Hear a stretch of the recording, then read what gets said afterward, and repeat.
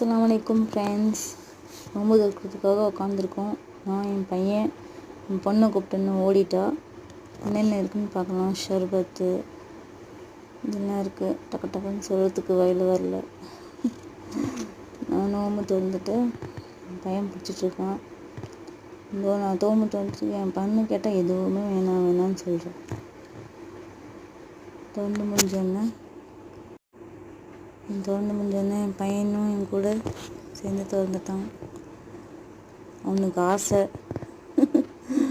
Tuition போயிடறான்னா அதனால ஆசை. என் பொண்ணை கூப்பிட்டோன்னா பயந்துட்டாவ. சிரிக்க சொன்னா எப்படி சிரிக்கிறா பாருங்க. கோவத்தில் உட்காந்துருக்கான்னு பார்த்து விடிய பிடிச்சா மூஞ்சி என்னென்ன கோணத்தில் போகுது பாருங்க. இன்னும் என்னை பார்த்து பழிச்சு காமிக்கிறா. என் பையன்